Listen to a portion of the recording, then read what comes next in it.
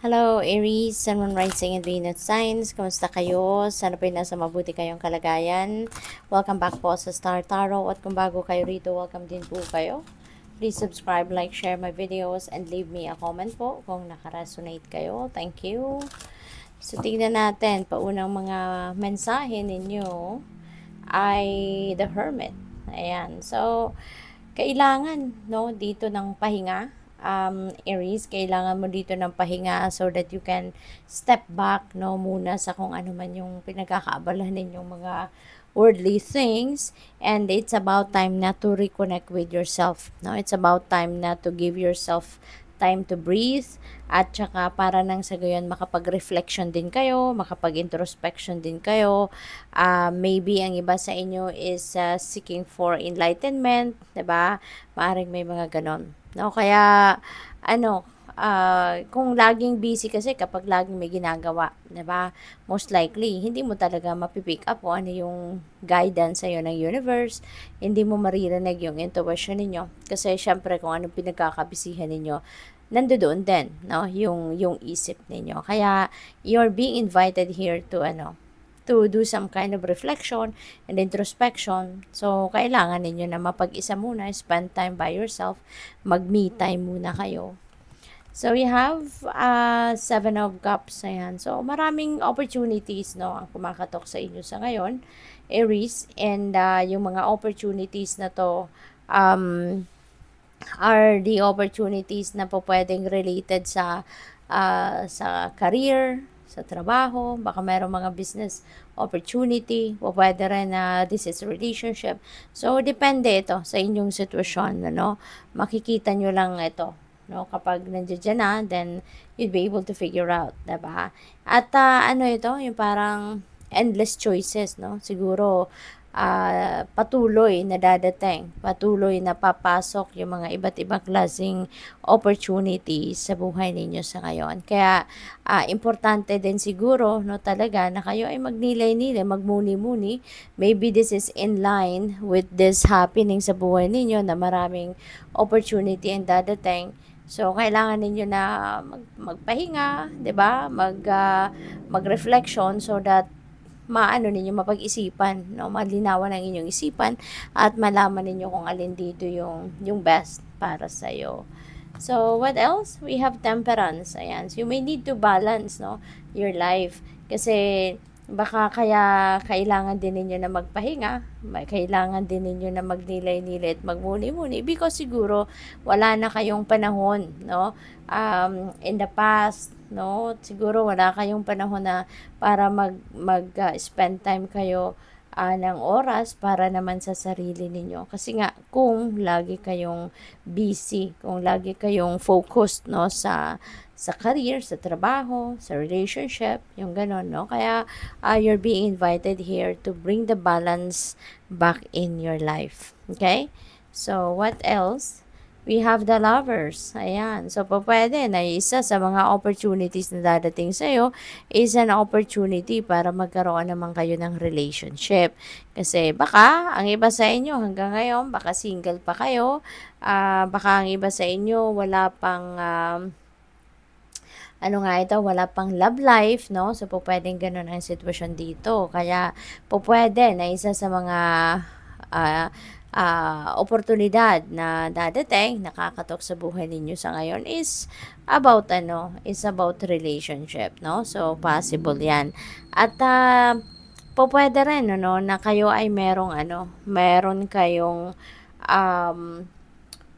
tawag dito, desisyon, no, na gagawin sa ngayon. So, pwedeng related yan dito sa inyong love life, pwedeng related yan sa mga opportunities na to. Baka hindi lang talaga isang area of life, no, ang magkakaroon kayo ng opportunity rito. Kaya pwedeng kailangan din ninyong pag-isipan yan, pagdesisyonan yan, kung alin yung uunahin ninyo, ano yung ipaprioritize ninyo, no? So, good luck sa iyo dyan.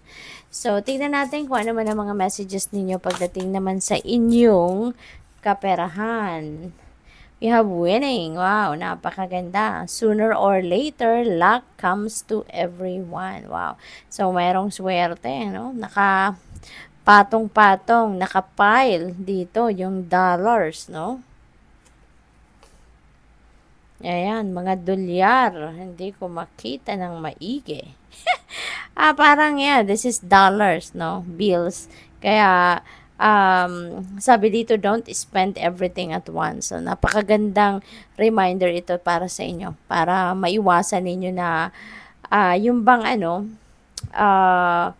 one day millionaire, yung ganon, ano? So, wag naman kayong ganon.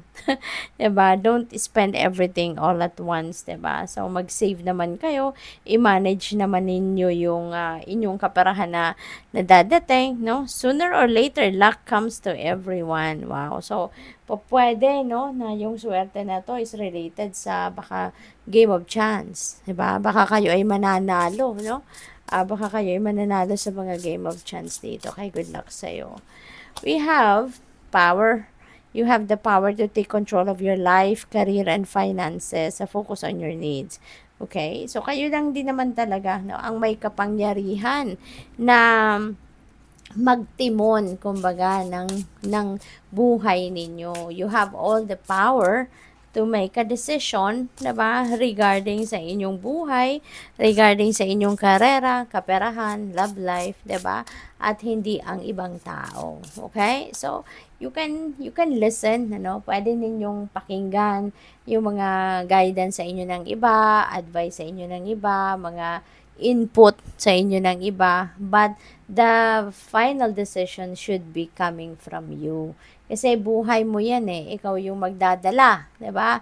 Ng buhay mo, ikaw yan. Kaya dapat kung ano yung gusto mo, kung ano sa tingin mo ang makakabuti para sa iyo, then yun ang sundin mo, no? So what else? We have opportunity, napakaganda. There's new job opportunities, change of workplace or business trip, change is coming just in time.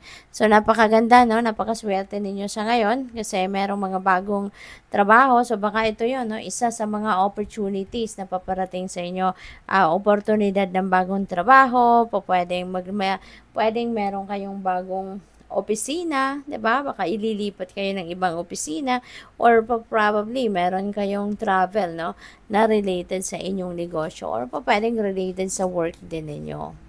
So what else? We have expression. Open up your heart and connect with others. Express your creative self. Ayan. So importante din ito, no, na lalo-lalo na sa kahit anumang klaseng transaksyon, pakikipag-usap sa trabaho, sa mga colleagues ninyo, sa mga boss ninyo, you really need to express yourself, diba?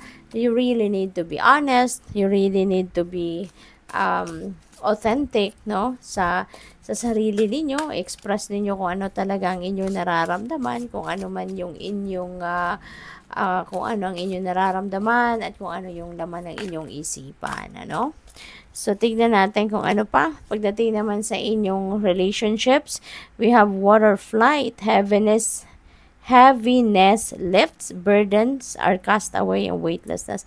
Napakaganda. Magagaan din, yung pagdating sa inyong love life, no? Magagaan na rin ngayon ang inyong sitwasyon. Baka nanggaling kayo baka merong pag-aaway, merong hindi pagkakaintindihan kayo with your person. Now, malalagpasan mo na yung mga problema na yan, no? Masusolusyonan nyo na kung ano man ang mga pinag-aawayan ninyo. We have yearning, longing for someone, undesired separation, and pining. Ayan, so longing for someone. So siguro baka namimiss lang ninyo yung person ninyo. No, baka ang person ninyo ay nasa malayong lugar, kaya ngayon, no, parang namimiss mo siya and you're longing for your person, for your loved one, no? So, pwedeng ganon. Baka napilitan lang, 'di ba? May undesired separation o pwedeng yung separation na to is dahil lang sa trabaho, no? Kailangan lang na mag-relocate muna siya habang siya ay nakadestino sa kung saan trabaho, but not necessarily na yung separation na to is yung talaga nagkasira, yung nagkahiwalay, no, na nag-away or whatever, yung mga divorce, mga ganon. Feeling ko hindi ganon, no, etong separation na to. Feeling ko yung separation lang ito geographically, no, kasi baka dahil lang sa trabaho, baka na destino kung saan, nailipat ng opisina, nailipat ng department, no? And maybe, 'di ba? Malaking kumpanya pinagtatrabahuan kaya pwedeng merong mga branches, no, sa kung saang lugar. So, we have freedom, independence, and self-determination. Ayan. So, feeling ko, dito, baka dati, ang iba sa inyo talagang sa relationship ninyo, wala kang kalayaan. Baka ang iba sa inyo, walang laya, no?